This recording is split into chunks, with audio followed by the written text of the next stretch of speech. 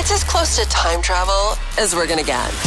This week in music history with Marty Miller. So the whole idea of our little podcast is to jump through the week in music history, bouncing through the decades in less than 10 minutes every time. This is the week of October 6th until 10th, when in 2007 there was a lovely reunion at Croker. To get the math right, but that's 164,000 hands. Let me see them right now. Come on. We lost a legend of a drummer, a total madman. Johnny, who are we talking about? This film is about Ginger Baker. More on that in a minute. And we lost an Irish legend called Phil Chevron. This is Eamon Carr. I'd really just known Philip initially as a schoolboy, then as this guy who'd written these great songs that the Radiators were recording. This week in music history with Marty Miller. We're starting in 1969 when Something, written by George Harrison, was released as an A-side. And a first for George Harrison to be given an A-side Beatles single. Here he is, chatting Something. Yeah, that was a nice one. 150 cover versions of that. In fact, that's a good thing. I bet you never heard the James Brown version. James Brown. Did you ever expect that song to be? No. I wrote that in Abbey Road when we were making the White Album. The album that's called the White Album. I wrote it at that time. Writing Something, I wrote the main part of that, and then I sort of just put it on ice for about 6 months because I thought that's too easy. It sounds so simple. It must be something, because once I got into writing it, the first change, da da da da da da. Once I made that change, everything followed, just da da. All those chord changes. So I thought it must be something else, but it wasn't. This week in 2007, the Police were at Croke Park, playing to a lot of people. Right, Sting? Okay, 82,000 people out there tonight. 82,000 Irish men and women now. To get the math right, but that's 164,000 hands. Let me see them right now. Come on. 164,000 Irish hands right now. Let me see them all. 2019, a legendary drummer called Ginger Baker died. He was also co-founder of the band Cream with Jack Bruce and Eric Clapton. He died at the age of 80 this week. He was a madman, absolutely bonkers. Even got his own film called Beware of Mr. Baker. Here's Johnny Rotten on that. This film is about Ginger Baker, a man who stands for something in life that probably most of you do not. Love and appreciate, no matter how awkward this character may appear to you. Love you, Ginger. Johnny Rotten. I'm your man.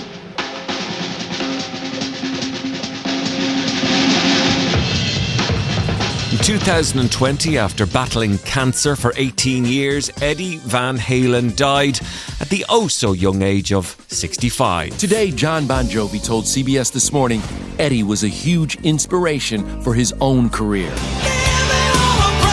Every teenager of my era couldn't look at an electric guitar and not wish that they could play like Eddie Van Halen. Guitar World magazine ranked Eddie the #1 greatest guitarist of all time. But did you know he's the mastermind behind this iconic guitar solo?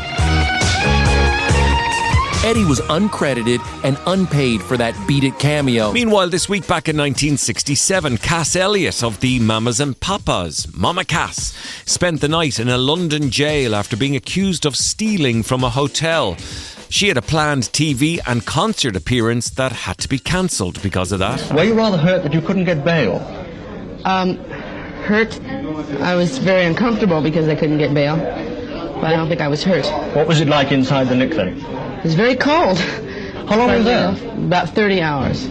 And did they take all your possessions away? Yes, including my jewelry, except my baby's ring. They let me keep her ring, which was very nice. Did you sleep well? I didn't sleep at all, thank you. But you? In 1976 this week, John Lennon was awarded his green card, his permanent residency, allowing him to stay in New York. Many times the US government had tried to deport him. We want to bring up our child here. He's born here. It's the best place to bring up a Eurasian child, right? Where else can you take one? My lawyer, Leon Wiles, is always hopeful. And so am I. When they give it me in my hand, I'll show you, okay?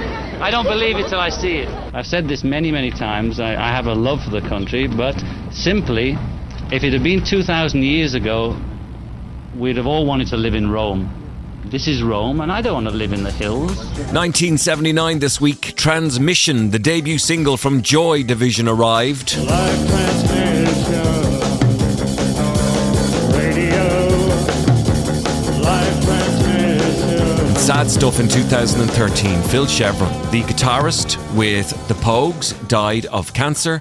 He was just 56. He was also in the Radiators from Space. He formed that band in 1976 before joining the Pogues. Here's Irish journo extraordinaire, the brilliant Eamon Carr. I'd really just known Philip initially as a schoolboy, then as this guy who'd written these great songs that the Radiators were recording. And then he said, by the way, I'm actually I want you to hear something. I'm working with Peter O'Brien. And I knew Peter. I said, Professor Pete, the piano player, and Louis Stewart. I said, what are you doing with these jazz guys? How are you working with them? And he said, I'm producing an album.